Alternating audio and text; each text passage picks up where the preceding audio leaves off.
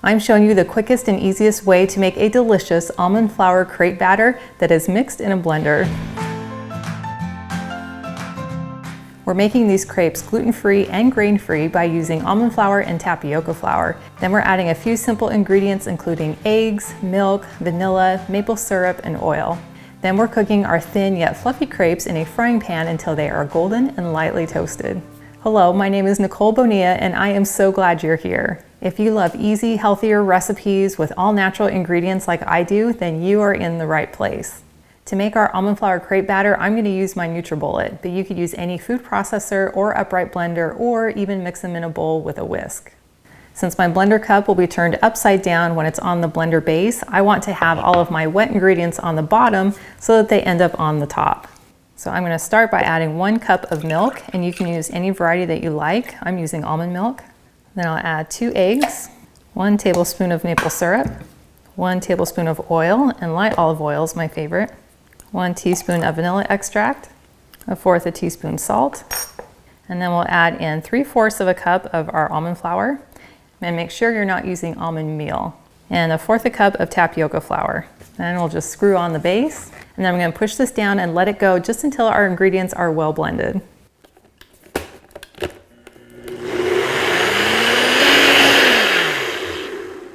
So in less than 10 seconds, we have a very delicious almond crepe batter. To make our crepes, I'm using a 10-inch nonstick fry pan, and you'll want to bring it just under a medium heat. And then we want to butter our pan. I found the easiest way to do that is to just take a cold stick of butter and then just run it over the pan.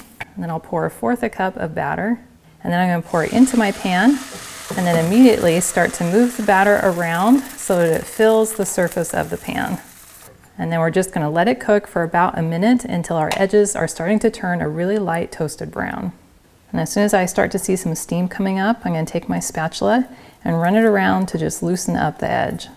And then with a larger flat spatula, I'm going to go ahead and just lift up the corner and see that it's already starting to toast. I found the easiest way to flip the crepe is to go ahead and scoop my spatula up underneath it, and I can even take my fingers and carefully help lift. And as soon as my spatula is in the center of it, I'll just lift up and flip over. And then we have this beautifully lightly toasted crepe. Now usually the first crepe is not the prettiest, so we consider this our practice crepe. But I have to say this actually looks pretty good for being our first crepe. And then we'll let this cook for about 20 to 30 seconds or until the bottom starts to get just that really light golden toast to it. And now that I can tell the bottom is lightly toasted, I'm going to take a plate with a paper towel and then just lift the crepe up and onto my plate. And then we'll just let this hang out and cool while we cook the rest of our crepes. And now we have a beautiful stack of almond flour crepes. I love how thin they are and just golden and toasted on both sides.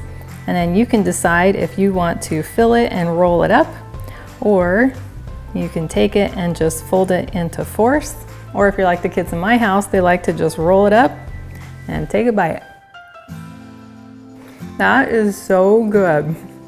That just has the perfect fluffy texture. It has a delicious, slightly nutty flavor coming in from the almond flour, and I love the subtle sweetness it gets from the maple syrup, and it has the perfect light texture that is ready to complement your favorite filling.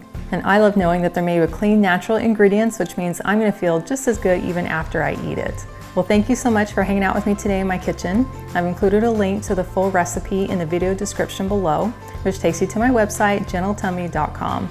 And I also invite you to like and subscribe to my channel. And if you know someone else who you think would love this recipe, please share this video with them. And I cannot wait to have you hang out with me again in my kitchen.